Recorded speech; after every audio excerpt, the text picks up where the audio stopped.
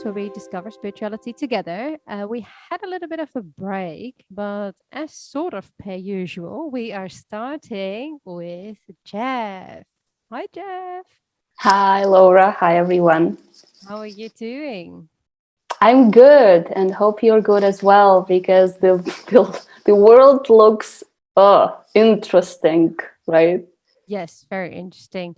I'm actually very well. I had a holiday, the first one in 2 years, and I took a digital detox, sort of. So I ignored all messages and emails apart from my family. And I must say, it was probably the best thing I could have done. Wow, Yeah. wow.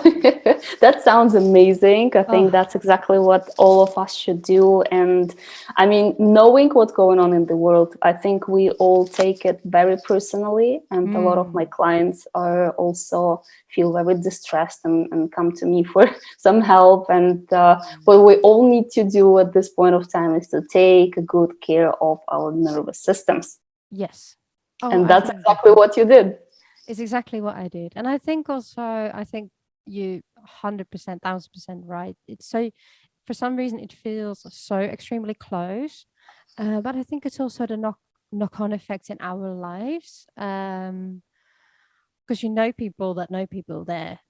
Yeah. And you say, you talk to your friends, and I live in London and you live in Spain or Switzerland, and we all got connections around the world, and everyone knows someone who had to flee the country. And then, yeah, you think about them, you meditate or pray for them and their families. And yeah, it's difficult. It's difficult. Yeah. And I think we all see also the news that other people, um, will suffer maybe hunger because of the wheat that they do for the bread and pasta. I just came from Sicily, so I have to think about pasta at the moment. Uh, there's going to be a shortage, and it's scary for all of us. So yeah, so I hope Taurus season, which we're going to talk about today, will be sort of helping us, the energy. I really hope you're going to tell me that. Let's see what I can share. Of course, the energies we're all going through, we experience differently because there is an individual reality and then there is a collective reality, right? So I mostly talk about how the energies are influencing us individually, how we can benefit from them, how we can use it for the best of our abilities and to create the best realities we can for ourselves and for those around us. And then, of course, we know that each and single one of us, we are like the small drops in the ocean that create the ocean, create this collective reality. So yeah, let's see what it brings and how we can move forward at this time. Yes, because we're closing Aries Correct. season and Taurus. How is that different? Is there a big shift in energy or not so much? Oh, it's big. It's big. And I'm actually very happy for this big shift because so the Taurus season begins on the April 21, okay? And Taurus is the sign of Earth. So let's think about it this way. Before April 21, before the season of Taurus, we had already, let's say, in March and beginning of April, we had the Aries season, right? So that's a lot of fire, but we also had an enormous amount of Pisces energy in the sky because of the Jupiter-Neptune conjunction, because of other planets also traversing the Pisces energy. And that was an interesting combo. I think many of us could feel I was also talking about it on another video the other day, that it feels like we're driving on a highway and there are two lanes and there is a very thick fog around that highway. And so one lane is the Aries energy, which is, motivating us to go forward, to do something, to, get energized and inspired by new ideas, what we can do. The world is finally opening up, so we can move. We have got some ideas of where we want to change something, or, inspired of launching into the new areas of business or self-development or sports or relationships. So a lot of those, inspirational kind of ideas, the new beginnings, right? But then at the same time, this Piscean energy, it's very uncertain. It brings a lot of fog. It brings a lot of those questions of, I cannot see clearly what's coming. I don't know what's going on. It's like, driving in the fog, you maybe see 2 or 3 or 5 meters in front of you, but you cannot see further. Right. And so this interesting combination between I want to launch forward, but I cannot see where am I launching forward, that is an interesting combination between the energies of fire and the energies of water. And as we know from physics, right, fire and water, they don't function very well together. No. And that's so why, exactly, that's why we need the energy of earth. So that's exactly where Taurus comes in. Correct. Taurus comes in and says, okay, all right, you've done a lot of work before. You've done a lot of work around the dreaming, around the sensing, around the visions of what you would like to have in your life, what you are ready to let go of, what you are ready to release. Where you remember with the Pisces energy in the season, we were releasing a lot. We were really flushing out from our system something that is not serving us anymore, old habits, old patterns, old beliefs. We literally were very slowly, but very surely creating this space for new. And so this is where Taurus comes in and says, okay, now that you have created this space, what are you going to build and grow here? Right. That's what we need. That's what I need. Yep. How exciting is it? So it's like a sort of, well, not sort of, it's quite literally a grounding phase. Correct. That's exactly the word. Yeah. By the way, what is the best crystal for grounding, Laura? Oh, there's so many, but in our Taurus set that we made, Tali and Loz and Jev together, there is a beautiful autumn Jasper in there. And autumn Jasper is quite unknown. I don't see it often anywhere on social media, whatever, but it's like this brown, orange, is like autumn leaves squashed together. And it just feels very grounding but soft. Like it's like a soft landing, if you will. So I think that's definitely one to use a lot, especially in crystal grids, to enhance the grounding that we're going to receive from Taurus. Yeah, it sounds just right. It sounds just right, because the energy of Taurus, the well-functioning, the healthy energy of Taurus is very grounded. It's very earthy, okay? It's very steady and practical. It's very thorough. So we can think of quality instead of quantity. Yes. It's very hardworking, self-sufficient, and it's very, very patient. Yes. So think of a bull, right? A bull, when it wants to go, it will go. When it doesn't want to go, it won't go. Nothing will ever force the bull to go if he or she doesn't want to go. So that's the same with the Taurus. And the very good trait of people with a strong Taurian energy, or also what the season is gifting us, is that we're able to set those long-term goals, which are meaningful for us, which are important for us, and to really be patiently and steadily going towards that goal. Okay.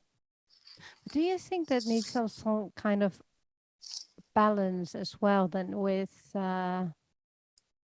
not just grounding, but does it need other energy as well, like going up to the chakras? higher dimensions or whatever, something like that as well. Rather if you get too stuck in the ground, because you do want to move forward as well.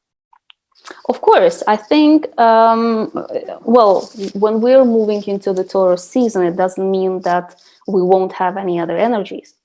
Of course not. No. It's just the sun moving into the Taurus, and it helps us to get out of this highway with the fog, right? Yes. So we're kind of getting already on a clearer space. Maybe you can imagine some piece of land or a farm where you know that you have done your higher work already. You have released a lot of energies. You have released anything, from the past, or old emotions or old patterns, those which are running our lives, right? And now you're starting again. We're still having, and we will still have, some of the planets in Pisces, some of the planets in Aries. That will not change. But the Taurus, what it does, it adds into the mix, and it says, okay, now that you have done the pre-work, how and what will be the practical steps? What will be the plan towards your goals? What exactly are you ready to undertake? Now that you can do, how will you do it? Yes, because the Taurus energy, it's related to the inner and outer resources, right? The inner resources being our own talents, what we can do, what we can create with our own hands, for example. And the outer resources are, of course, possessions and money, and our relationships to money, our relationships to abundance and prosperity. How well can we be self-sufficient? How well can we create prosperity in our life? So I believe this is a very important part of this growing something new, of cultivating something new. And this is also what is allowing our own relationship with ourselves. It's the part of the self-love, it's the part of the self-worth. And that's a biggie. That's a very big thing, because when we know we can create something on our own terms, something that is very valuable for us, very meaningful for us, this is where our self-worth flourishes. So it's also asking for abundance as well. Abundance in self-worth and self-love and They're directly related to each other. We attract abundance in as much as we value ourselves internally. yeah, that's right. Yeah. And here we go. So we basically, it's like a loop, right? You can ask what comes first, right? Where the chicken and where is the egg? But the thing is, when we create something with our own hands or using our own inner talents, we start valuing ourselves more. Why? Because it means that our self-worth is not tied to any external means anymore, right? It's really tied to our internal soul, our internal character, our internal values. And so when we value ourselves more, then this creates an energy and frequency where the universe can come back and say, actually, I will match that. And then it creates more abundance and prosperity in your life. Right. Yeah, that's true. That's true. We all need pyrite for that. A lot of Good. pyrite in Good the that Taurus you're season. Yeah, good that you're reminding us of the name, because I think that's a very, it sounds like a very perfect crystal for this time, right? Yes. Yeah. And then on top of that, just to top up this beautiful energy, is that Taurus rules our connection to our body and our senses. So think of the sight and the touch and the smell and so on. So typically people with the Taurus energy, they are really, really, let's say, enjoying and having pleasure through those senses. So the smells should be very delicate and intricate, and they love perfumes. Or let's say the music should be very harmonious to the ears, and they love beauty, so they like arts and surrounding themselves with beautiful objects. Or let's say if it's it's a cloth, it should be comfortable, so the touch with the skin should be really really you Really know, soft. pleasurable and Ah, soft. Exactly. And so I think it's also a part of how we can simplify our lives and remember that there are a lot of simple pleasures, right? That ah, we still can pamper ourselves, we can still pamper our body with a massage or with a good food, mhm. and basically calming our nervous system down as well. Ah, right.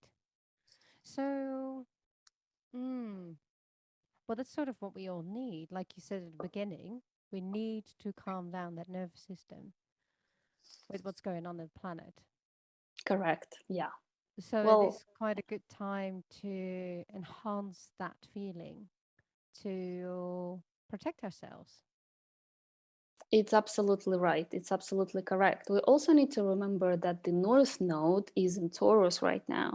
So Mm. this season will really strengthen this. It will strengthen our understanding of what is really important, of Yeah. what is really meaningful, of what is really valuable, Mhm. and will remind ourselves that strengthening our connection with our body Yeah. is actually providing a lot of grounding. It will also remind that Taurus, for example, rules our connection to the earth, to the land, to the nature. And that is also very grounding. This is very, very soothing for Yeah. the nervous system, for life, For life. basically. Yes. Yeah, Yeah. Oh, beautiful. I'm actually quite looking forward to this, the Taurus season. we need some grounding. That's true. Yes. Yeah. I think I feel I've been like, what's the English word? Like a bounce ball here, there, and everywhere. Yeah. And I feel like I need a direction.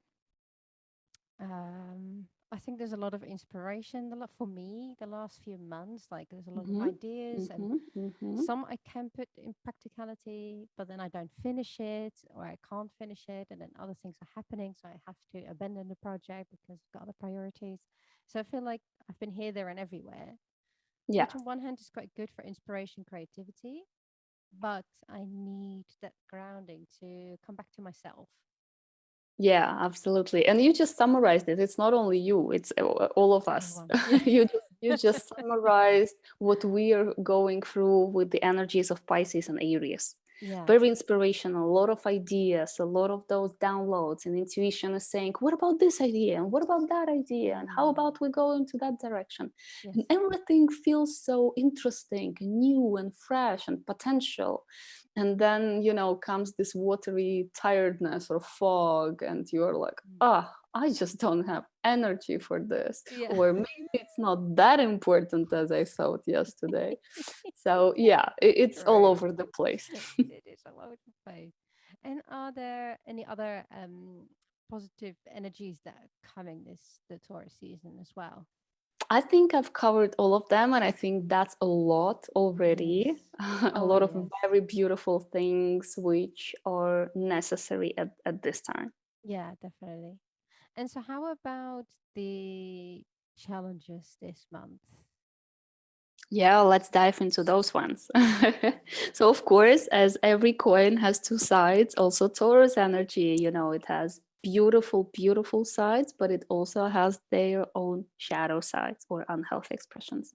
Mhm. And so, some of those are, um, let's say, inertia or, you know, like laziness or being stuck or feeling stuck or being super slow. Oh dear. Well, there is a fine line, right? I Mm. know from what I know, and I also have quite quite some Taurian energy in my blueprint, so I can speak for myself as well, and also knowing from my clients, there is a very fine line between saying that a Taurus person or a Taurus energy is lazy or hardworking, right?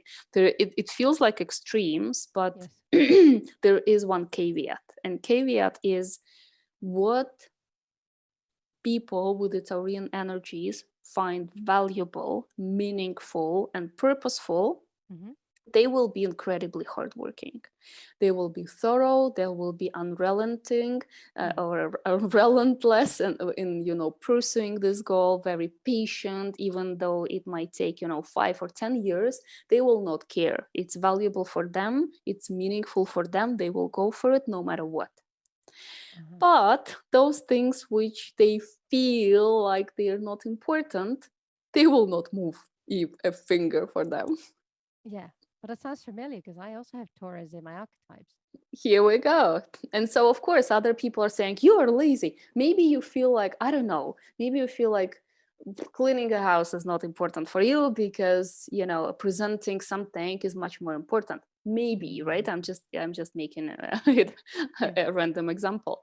And so, of course, your family members can say, you are lazy, you're not cleaning out the house. But then in terms of what you feel or find meaningful and valuable for you, you have done pretty good progress. Yes.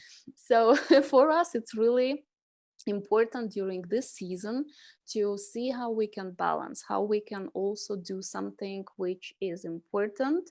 But when there is something that you don't find important, find who can help you, find who can support you, find the possibilities of maybe outsourcing for your business, if we talk about business. Yes. Or find something that is if we talk about relationships, explain to your partner what do you find meaningful and worthy of your time and what's not, so that it doesn't create conflict or misunderstandings. But it can also shift, I think, like what's important and not. That's what I've got. Sometimes, I think is that also that's my Taurus energy that I've got a few months that I think all of a sudden I need to clean the house twice. And then I've got a few months that I think, oh, I'll do it next week because I'm too busy with other things. Is that Taurus as well? That was just a random example. This is why it's so easy for you to pick on that, right? Yeah. Exactly. Cleaning the house, we all have this shifting. We all have those waves of laziness. But of course, we need to think about the values. I'm talking about the values, something which is so important for you that this is part of your DNA, this is part of your values, and you don't want to compromise on that. Okay. And so, of course, based on the values, some things you will find very important in your world and some things are not important at all. Yeah, that's okay, right. So it's really finding that sweet spot between where do you put your energy, what do you believe is important for you, where are your priorities, and where you feel stuck, and how to overcome this being stuck. Okay, and here we come to the next point of the Taurian energy is fixed mindset. And this is a very big one because Taurus people are quite stubborn, not only in what they do or don't do, but also in what they believe in. Oh, yes. And that is not helping because if we have fixed mindsets, it's kind of doesn't allow us to grow. Yes, that's right.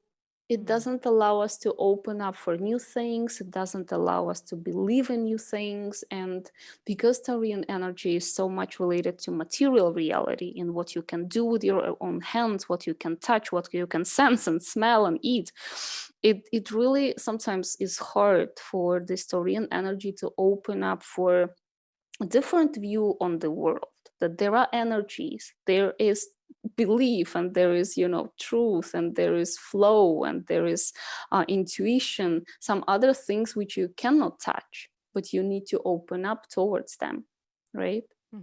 Oh yeah, it does sound very familiar.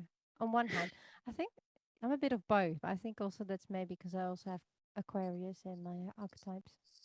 Yeah. That's why I'm like cuckoo. We're all cuckoo because we're all a mixture of different energies. That's why it's good, because if we would be just one energy, that would be crazy. That would be really black and white. But none of us is black and white. maybe with exception to some people on this planet, Yeah. but mostly we're a very, rich mixture of energies, which allows us, maybe we are feeling stuck in one area of life, but then other energies are helping us to push through. Whether we resist or not, that's already a different story. Yeah, that's right. Yeah, that's right. And do you feel that this Taurus energy that some people, I think this is a question for every month. That sometimes after podcast, I think I should have asked that, and now all of a sudden it comes to my mind. Could it be that some people are almost immune to certain energies? That you think, why is this person not affected by what is going on? Or not affected, but not, I don't know. They yeah, maybe not affected is the right sort of description by the energies that are going on. Is that possible? Yeah, absolutely. Yes. And I'm glad that you're raising this question, because this is exactly where we find people who believe in astrology and who don't. Yes. And the reason for that, of course, there are different reasons for that, but we mainly believe in what we can experience, right? So if we experience, then we say, oh, that works. And if we haven't had a chance to experience, or we become quite cynical, we're like, this is nothing that is worth my attention. Yeah. And so, unfortunately, we live in a society where emotional and energetic part of our beings is not very supported, is not very acknowledged, is not very recognized. We live in a society that values very much the rational mind, logical mind, material reality, and everything else is kind of deemed to be non-existent or part of a fantasy, and so on. And that is a problem, because this is why our society runs in the very dysfunctional patterns. Because I was literally writing down that intuitive download that came to me yesterday, and it sounded like that this world is trying to convince us that everything is rational and material. But at the end of the day, we do something or don't do something because we feel Feeling. a certain way, Yes. right? Well, that's very true. Yeah. Yeah. And that already shows how how upside down our world is, because we're feeling beings, but we're taught that we're thinking beings first and not the feelings beings first. And so, coming back to your question, is astrology and the energies, first and foremost, the energies, you need to feel them, you need to feel what's going on, but also on top of that, you need to observe, right? You need to observe and see what's shifting, what's changing for you. Like, for example, you just observed and you said, oh, during the past month, you were all over the place. It was hard to focus. You had the ideas, you had this inspiration, you had the creativity, but you cannot finish the project. And maybe it's not your default way of being. Maybe normally you're pretty, as I also encountered you or experienced you, you're very much, focused and on point, and you know what you want, and you are going for the goal. So when you notice how you feel and how you act, you can then check in with astrology, and now we're having this conversation, and I'm explaining, okay, these are the energies, this is how you're experiencing them, and that reinforces your belief in astrology, because you're like, oh, that's exactly how I feel, and that's exactly what's happening. For those people who don't feel and also don't have the habit of observing how they feel or how they act, and they don't have the maybe it's not important for them to observe, or maybe it's not important for them to have this introspection, then of course they tend not to believe in astrology. And so there are two parts to it as I see it. One is not feeling the energies, because many people are disconnected from their feelings, okay, from their emotions. They're living in their head, and therefore it's really hard to be affected by the energies, because you're literally ignoring what's going on in the body.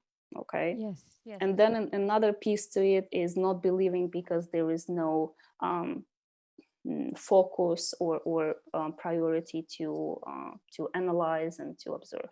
Yes. Yeah, that makes total sense, doesn't it, really? Yeah.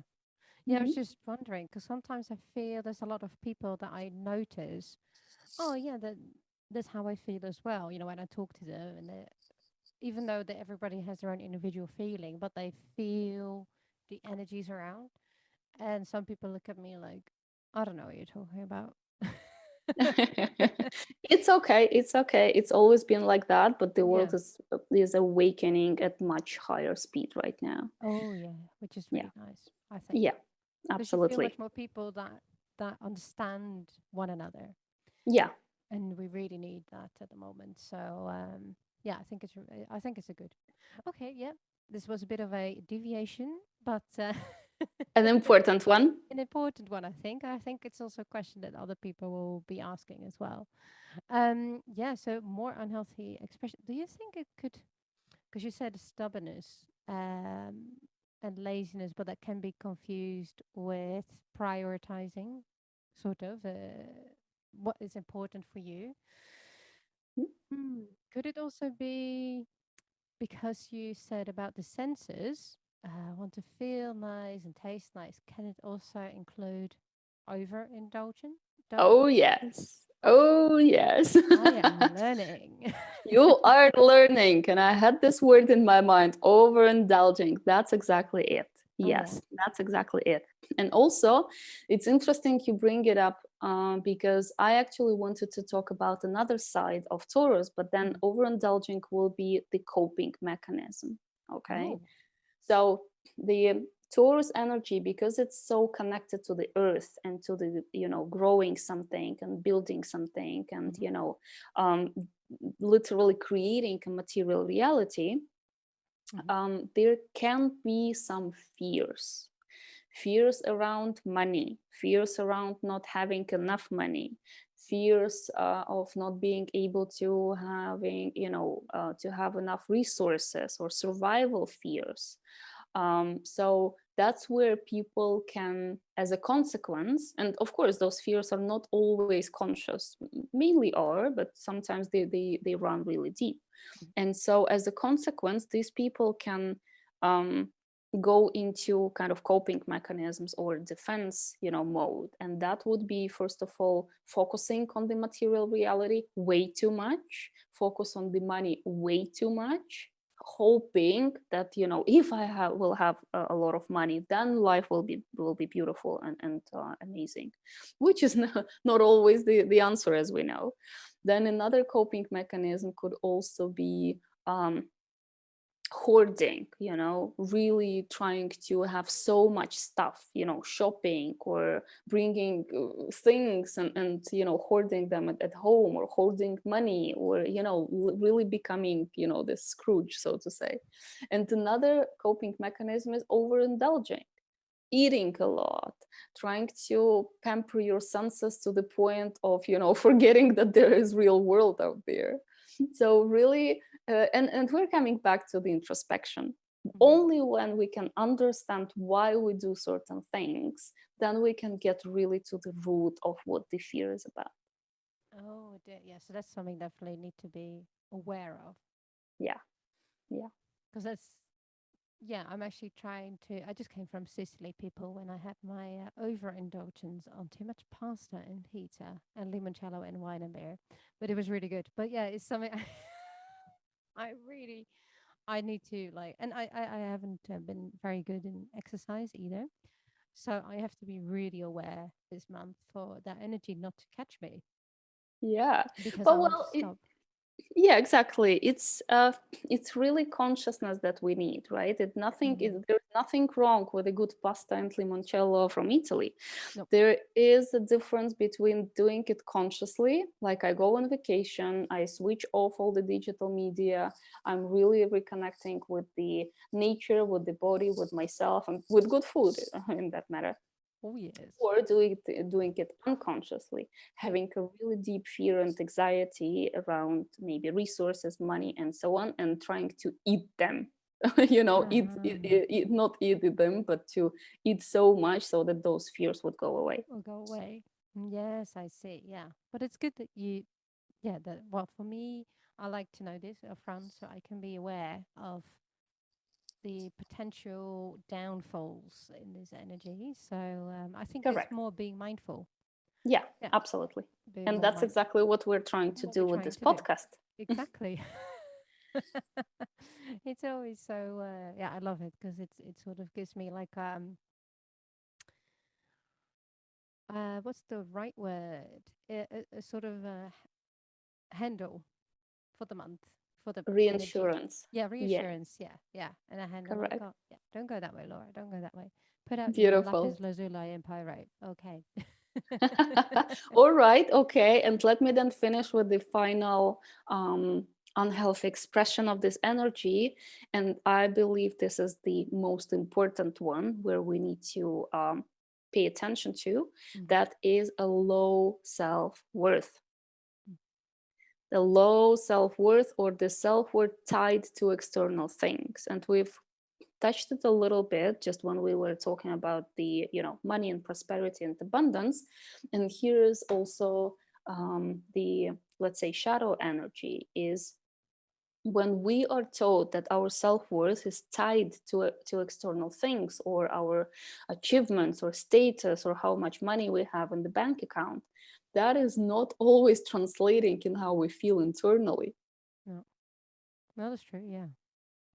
So Mm. we really need to realize at one point that our self-worth is related to how we value ourselves. It's not Yeah. related to anything external. Of course, we can create something. Of course, we can, contribute somehow to the world and feel that it's valuable, it's my purpose, and strengthening that self-worth.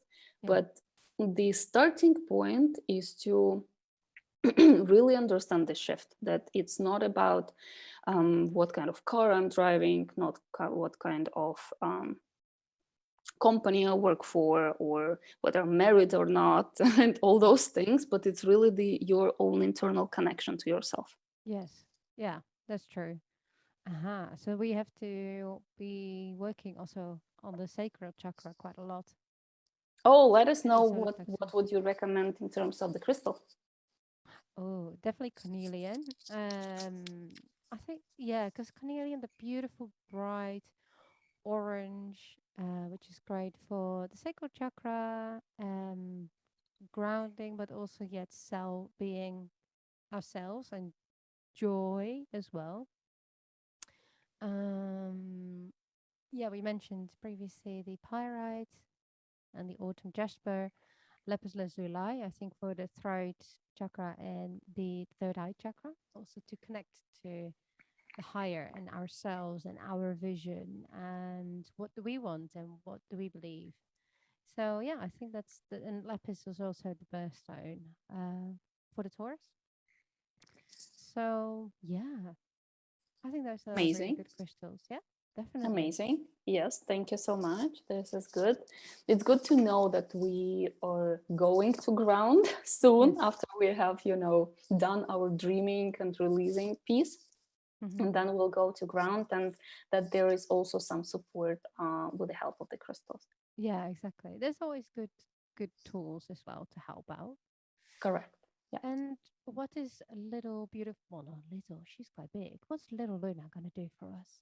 Oh, little Luna will be big because we're entering the eclipse season. Yeah, that's That's right. already here as well. Correct. Well, eclipses are happening once in 6 months. Hmm. And eclipses are the portals to the new kind of turn and twist on our soul trajectories, right? Oh, So we know that our life path, they are not linear, they are not straight. no. They have a lot of twists and turns. And so every eclipse is kind of a gate portal that opens, new twist on the path. It said, okay, during the last 6 months, you could see what changes took place Hmm. externally and internally. And now, let's accelerate another shift on the timeline of your life. Uh-huh. Oh dear. It's not always bad. It's sometimes very, very good. I mean, Yeah. I look back at some of my twists and turns. And I can say that, for example, last year we had the eclipses in Sagittarius and Gemini. And Sagittarius eclipse was exactly the one that activated, let's say, the move when I just realized that I need to move the country, and I need to try and see how it goes if I live for some time in Spain, because I always wanted, but never kind of took any steps forward for it. And then this eclipse, it just brought this really amazing internal understanding that this is time to travel. Exactly. In Sagittarius. Exactly. And it worked perfectly. It was just amazing, intuitive guidance that said, now is the time, now you go. Maybe, the world will still be in lockdown. So why not sit, in a lockdown somewhere next to the sea? Yes. So see what comes for you, what kind of new twists and turns are coming your way for the next 6 months, because these eclipses will activate the changes for the next 6 months until the next eclipse season in November, December. And so the first one will be the new moon and a partial solar eclipse in Taurus, 10 degrees, and that is happening on the April 30th. Oh. So really quickly, right after the beginning of the Taurus season. Yeah. And that is a beautiful new moon. It's a beautiful new moon. It's a beautiful solar eclipse.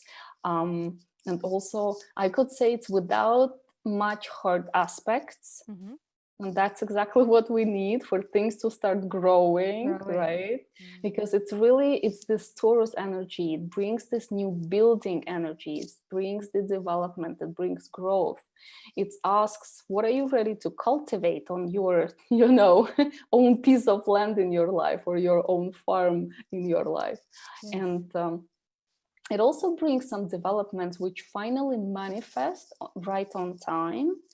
And because there is, so the moon and the sun in Taurus, they're conjunct Uranus. And as we know, Uranus is pretty interesting planet. It comes, it comes in a way that is unpredicted. It's really hard to predict it because it's very unexpected. So it can bring some surprises. It can bring some life changes. But on one hand, I want to say sudden, but they are not so sudden because they were brewing in the background. We couldn't see them, but we could sense them. We could feel them. Okay, I would say throughout March and also in April, we kind of sense that something is coming, but it's not yet visible. It's like, again, driving on that highway, right? You kind of already hope that you will see that, I don't know, city or mountain or whatever you're driving towards, but you could not see it because of the fog. And so this eclipse activates that you already see something. Oh, that's exciting. That's exciting, exactly. And on top of that, we have Venus conjunct Jupiter in Pisces. So Venus and Jupiter are both very benefic planets. They are the planets, of love and beauty and relationships and caring and, growth and truth and expansion and luck. So a lot of beautiful aspects. They're also, both of them will trine Pluto in Capricorn and Mercury in Gemini. So a lot of beautiful energy and a lot of things which are just on time. It sounds like a proper growth as well. And actually, I just had a download that in May, obviously a lot of animals or like birds and stuff, like the little chicks are coming, and the little flowers like tulips bloom in May, and it's like growth and new life. It sounds very romantic. It does. Well, it's still a lot of strong Piscean energy, which is very romantic, very, related to the pink glasses and idealistic dreams, but also it's related to creativity and spirituality and unconditional love. Perfect. Yeah. I think, it's going to be a nice time we're moving into. It will. But as Oh, always, there is a little but, oh dear. which means that we will have a full moon and a total lunar eclipse in Scorpio, 25 degrees on May 16. Oh. And again, as we know, Scorpio energy can be a little tricky, right? Mm-hmm. So the lunar eclipses, they typically bring inner changes, right? The solar eclipses, they bring outer changes, and the lunar eclipses bring inner changes. They can illuminate something so deep that it brings a really profound transformation into your life. Oh. It might not necessarily happen right on that moon, right? It can really unlock the possibility for it during the next 6 months. Uh-huh. Okay. And so this moon will be conjunct the south node in Scorpio. And the Mm-hmm. south node in Scorpio, that is our, let's say, collective transit, Mm-hmm. where the south node is transiting the area or the sign of Scorpio between January this year Mm-hmm. and July 2023. Oh. Mhm. And so that means that during that time, we collectively, each and single one, and also together, we're unlearning. We're letting go of things related to Scorpio themes. And Scorpio themes are, especially in the shadow energies, right? They are really, letting go of any drama, letting go of any power dynamic, letting go of any power abuse, letting go of any deepest fears, especially related to intimacy and trust, how we trust each other, how we can relate to each other, moving away from the, maybe not using the shared resources in the right way. So a lot of things where we need to come closer to the Taurus energies, where we need to understand how to ground, how to become self-sufficient, how to value ourselves, how not to be very much dependent on the external validation. So you see, we are on one hand, we're giving some new way for growing new things, but we're still slowly unlearning, right? It's again two-way two-way street. Well, the Scorpio is about emotions, okay? Yeah. It's our deepest emotional world. So it will you don't need to think about it now, because whatever will come to you, you will know it. The full moons, they tend to have a quality of illuminating the dark the dark corner that we Uh-huh. haven't been looking into or thinking about, and so on. So it comes and says, what about this? What Yes. about that? How are you dealing with that? Mm. Because it can bring a lot of emotion, and it can bring certain choice points. Do you Right. still want to repeat that pattern? Do you still want to repeat um, you know finding yourself in situations that trigger that fear? Or are you able to overcome it? Or are you able to work with your nervous system to ground yourself, to give space to your nervous system, to know how to create this calm and space Mm-hmm. instead of being constricted and fearful? Fearful. So there are a lot of choice points, and it might be a little tricky because Taurus energy and Scorpio energy, and also some of the energies which are part of this full moon, they are in fixed signs. Uh-huh. And fixed signs doesn't like change. No. They No. resist for so long as it's possible, Mm-hmm. because there are three different modalities, right? There are cardinal energies, mutual energies, and fixed energies. And the cardinal energies and mutual energies, people with those modalities, they have changed a lot already last year and in the beginning of this year. They feel like, okay, a lot of things and situations that are coming up are requiring change, so why not change? Not the fixed signs. Fixed signs are the last ones on this train. They will resist for as long as possible. They will try to get stuck and be stuck and sit in their comfort zone for as long as possible. But of course, the universe will pressure them again and again and again. And that's a process. Uh-huh. Wow. So it's sort of okay, so let's actually want to just let it be type of energy. You can't brace for what's to come with the eclipses.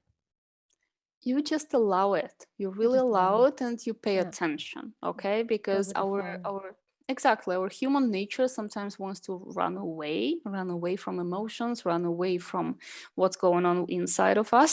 Yeah. But that is a sure sign of basically staying in the same area where you are. Where you are. Yeah. So if you want to change, be open for this change. Stay open for what comes for you. Stay open for what your emotions are trying to communicate, what they're Yeah. trying to tell you. Mm.